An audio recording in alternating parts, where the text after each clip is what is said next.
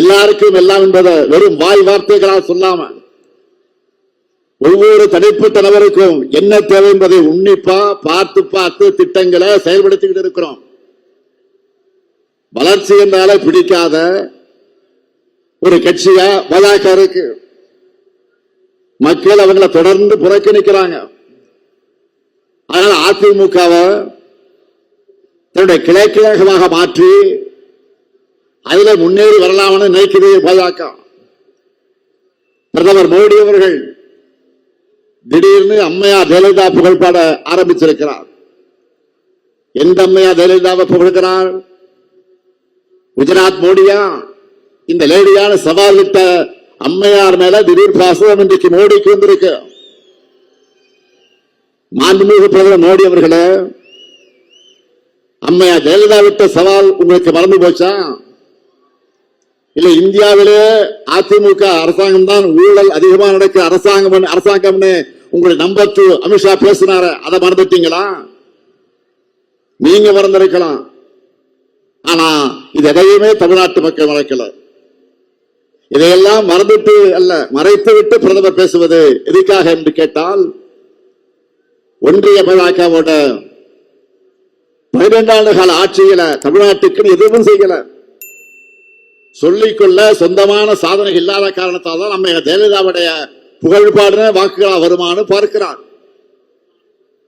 Election வந்துச்சு என்று கூட பார்க்காம தமிழ்நாட்டுக்கு எந்த சிறப்பு திட்டத்தையும் பட்ஜெட்ல அறிவிக்க மனமில்லாத உங்களுடைய நடிப்பை தமிழ்நாட்டு மக்கள் நிச்சயமாக நம்ப மாட்டாங்க. பிரதமர் மோடி அவர்களே, மாண்புமிகு பிரதமர் மோடி அவர்களே, தமிழ்நாடு உங்ககிட்ட கேட்கிறது என்ன தெரியுமா? தென்னிந்தியாவின் மான்செஸ்டராக இருக்கக்கூடிய கோவைக்கு மெட்ரோவுக்காக ஏன் அனுமதி தரல? கோயில் நகரமான மதுரை மெட்ரோவுக்கு அனுமதி கொடுத்துட்டீங்களா? திருச்சி மெட்ரோவுக்கு அனுமதி வழங்க எது தடுக்குது? உங்களுடைய கேபினட் மீட்டிங்ல அகமதாபாத் மெட்ரோவுக்கு அனுமதி கொடுக்க நீங்கள் தமிழ்நாட்டுக்கு மெட்ரோ திட்டத்திற்காக ஏன் அனுமதி கொடுக்க மறுக்கிறீங்க? இது உங்க கண்ணுக்கு தெரியலையா? எங்களுடைய கோரிக்கைகளையும் தமிழ்நாட்டுக்கு ஒன்றிய பாஜக செஞ்சிருக்கக்கூடிய துரோகங்களையும் ஓரவந்தர்களை நான் தொடர்ந்து சொல்லிக்கிட்டு இருக்கிறேன். அதுக்கெல்லாம் உங்கள் பதில் என்ன? ஓசூர் விமான நிலையத்துக்கு அனுமதி எங்க? சென்னை மெட்ரோ ரயில் திட்டத்திற்கான முழுமையான நிதி எப்போ தருவீங்க? பள்ளி குழந்தைகளுக்கு சேர வேண்டிய 3500 கோடி ரூபாய் SSA நிதியை தராமல் இழுத்திருப்பதற்கு என்ன காரணம்? ஜல்ஜீவன் இயக்கத்திற்கான மானியத்தை 3548 கோடி ரூபாயை எப்போ தருவீங்க?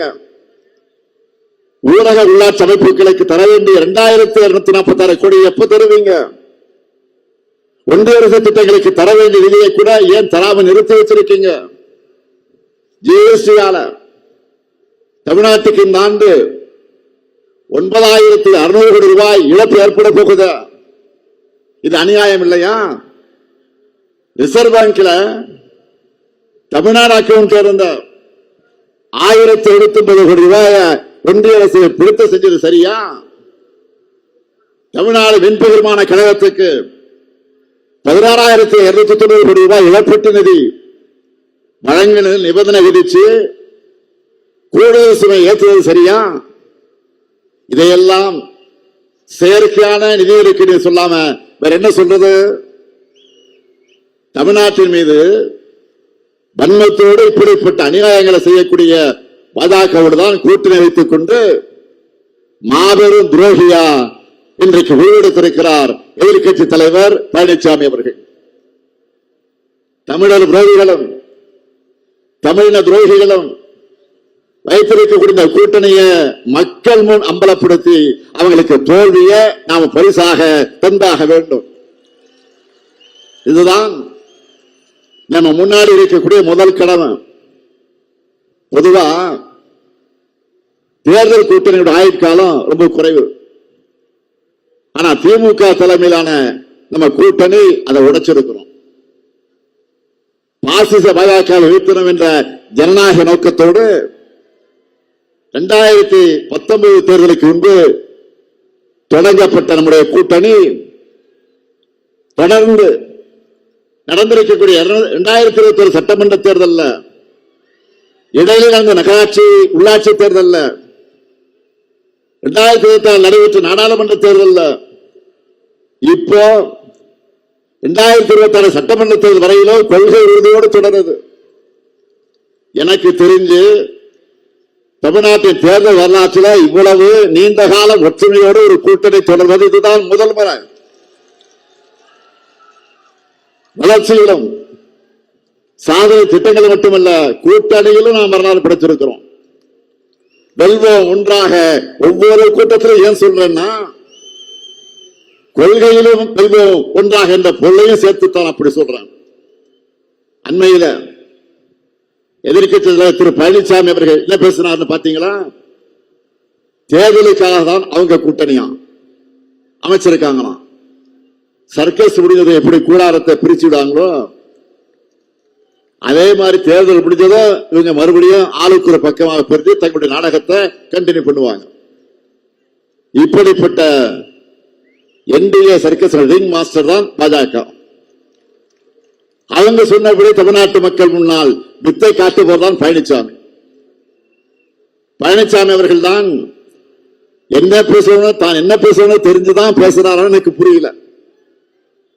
அவர் லேபரா ஜாயின் பண்ணி இருக்கக்கூடிய ஓனரோட தலைமையிலான கூட்டணி கொள்கை இல்லாத கூட்டணி, சந்தர்ப்பாத கூட்டணி. அதை அவரே மக்கள்கிட்ட ஒப்புத வாக்கியமாக கொடுத்திருக்கிறார். 10 தோல்வி பழனிசாமி அவர்களை நீங்கள் மைண்ட் வாய்ஸ் நினைச்சு சத்தமா பேசிட்டீங்க.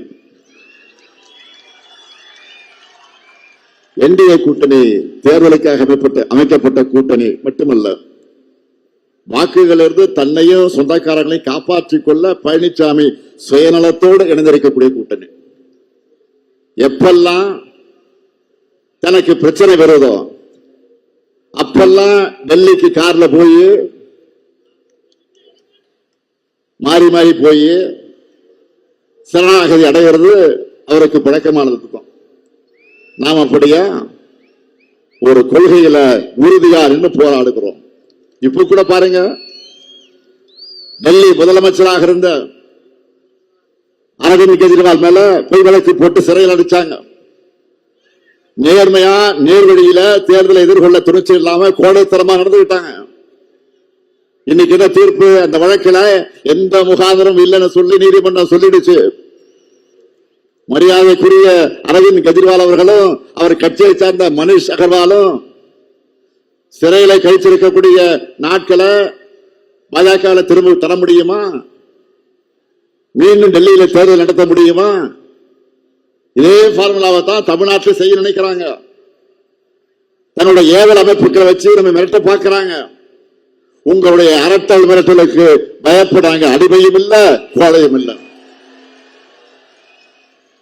தைரியமாக உங்களை எதிர்கொள்வோம்.